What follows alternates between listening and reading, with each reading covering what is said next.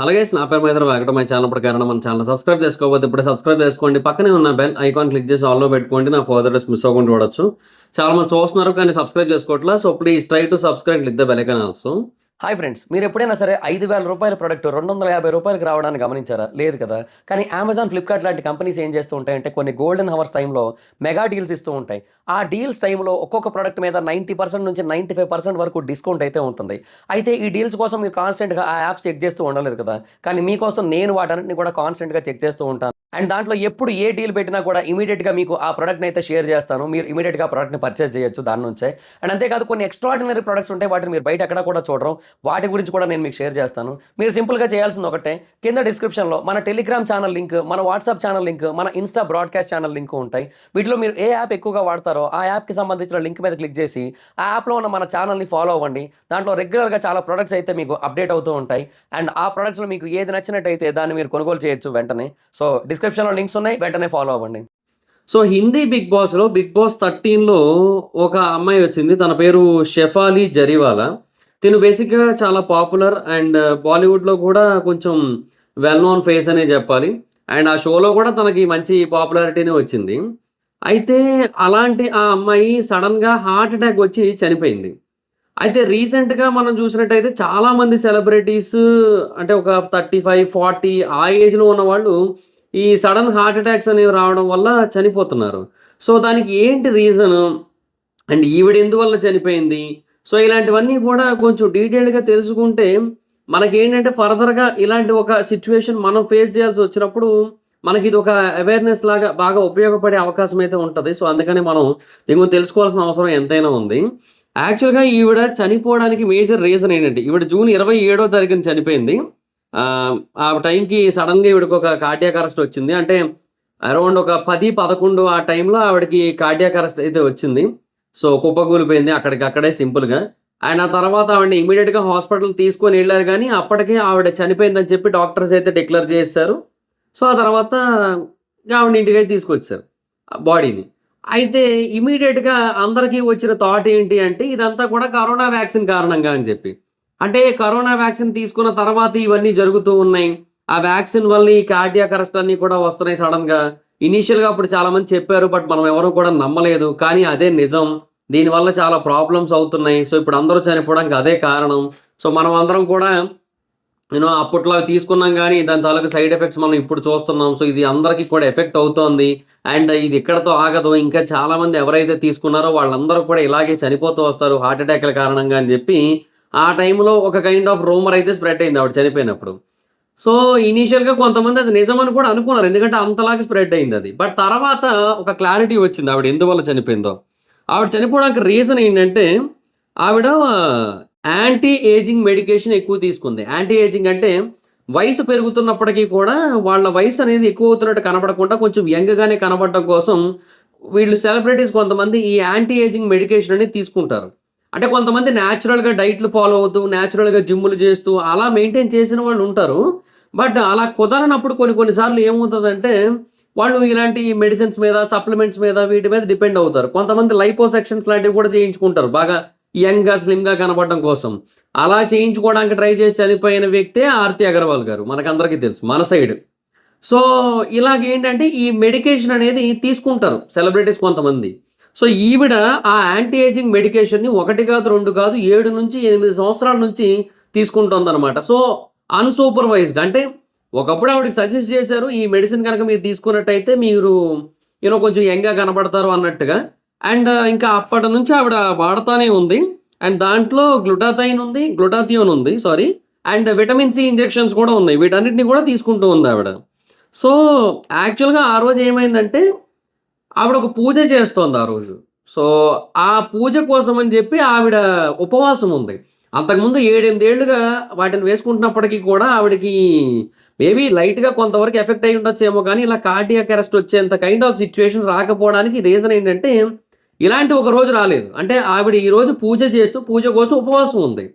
ఉపవాసం ఉండి ఏమీ తినలేదు. కొంచెం కూడా తినలేదు. ఖాళీ కడుపుతో ఉందావిడ. ఆ ఖాళీ కడుపుతో ఉన్నప్పుడు ఆవిడ ఈ టాబ్లెట్లు ఏసుకోకూడదు యాక్చువల్‌గా. నిజానికి మన మన ఇంట్లో పెద్దలు గాని, లేదంటే డాక్టర్స్ గాని ఎవ్వరైనా ఏం జెప్తారు? తిన్నాకేసుకోండి, తిన్నాకేసుకోండి, తిన్నాకేసుకోండి అని ఎందుకు జెప్తారు? ఖాళీ కడుపుతో మెడిసిన్స్ గనక యేసుకున్నట్టయితే, ఆ మెడిసిన్స్ మన కడుపులో ఏవైతే యాసిడ్స్ ఉంటాయో, వాటితో కలిసి ఇవి వర్క్ జేయడం స్టార్ట్ జేసినప్పుడు చాలా హై లెవెల్‌లో ఆ గ్యాస్ట్రిక్‌ననేది ఫార్మ్ జేసేసి, మనకు ఆటోమేటిక్‌గా హార్ట్‌కి ఎఫెక్ట్ జేస్తది. అదే అక్కడ ఫుడ్ గనక ఉన్నట్టయితే అంత లెవెల్‌లో గ్యాస్ అనేది ఫార్మ్ కాదు.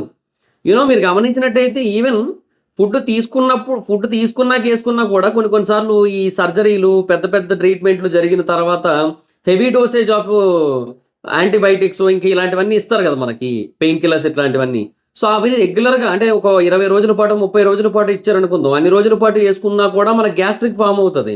అందుకని ఏం చెప్తారు మనకి వాటితో పాటుగా పరగడుపున మనకు గ్యాస్ట్రిక్ రాకుండా ఒక టాబ్లెట్ గూడా ఇస్తారు. పొద్దున్న యేసుకోమంటారు. ప్యాండియో, ప్యాంటోసిడ్ డిఎస్ఆరో ఏదోకటి ఇస్తారు మనకి. సో, ఇలాగా ఈ గ్యాస్ట్రిక్ అనేది రాకుండా ఉండడం కోసం అది వాడతారు.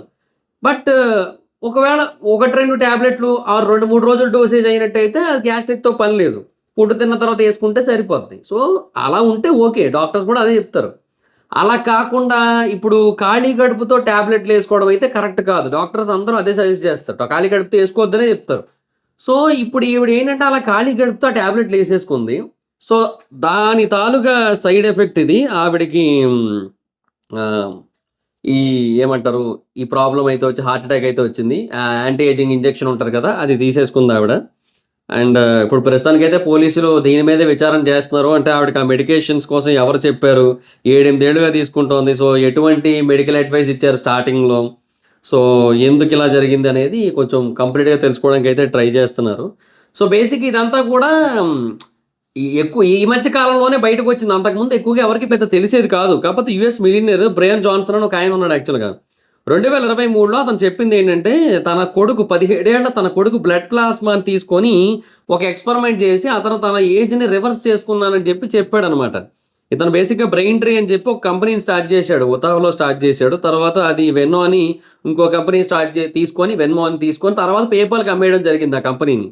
సో, $800,000,000కి 2013లో అమ్మేసాడు. అప్పట్లో $800,000,000 అంటే ఇప్పుడు కరెన్సీ ప్రకారం అరౌండ్ ఒక $1,600,000,000 అనుకోవచ్చు ఈజీగా.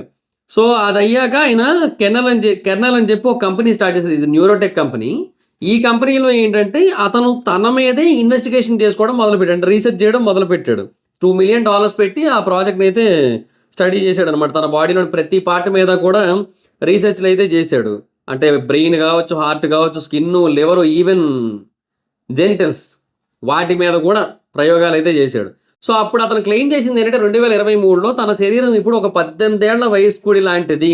తన శరీరంలో ఉన్న ప్రతి భాగం కూడా 18 ఏళ్ల వయసులో ఉన్న వ్యక్తికి ఎలాగైతే ఉంటుందో అలాగే ఉంటుందని చెప్పాడు. బట్ తన వయసు 47 ఏళ్ళు అప్పటికి. సో, ఇదంతా ఎలా జరిగిందంటే యాంటీ ఏజింగ్ వల్ల అని చెప్పాడు. సో, అప్పుడు దీని గురించి బయట తెలిసింది. అప్పుడు అందరూ తీసుకుంటున్నారు ఆల్రెడీ యాంటీ ఏజింగ్ సప్లిమెంట్స్ అనేవి అని చెప్పి, అప్పుడు అందరికీ కూడా ఒక క్లారిటీ వచ్చిందనమాట. సో, ఇలాంటి కైండ్ ఆఫ్ సిట్యుయేషన్స్ అయితే ఉన్నాయి. సో, ఎప్పుడు కూడా మనకి ఇంకా నేచురల్‌గా తగ్గగలిగితే ఓకే. నేచురల్‌గా యంగర్‌గా కనపడగలిగితే ఓకే. ఇప్పుడు బేసిక్‌గా మన టాలీవుడ్‌లో ఇప్పుడు 'నాగార్జున' గారు గాని, 'మహేష్ బాబు' గారు గాని వీళ్ళిద్దరూ కూడా నేచురల్‌గా డైట్ మెయింటైన్ చేస్తూ, రెగ్యులర్‌గా వర్కౌట్స్ చేస్తూ, వాళ్ళు ఎలాగైతే ఉన్నారో ఒకప్పుడు ఇప్పటికి అలాగే మెయింటైన్ చేస్తున్నారు.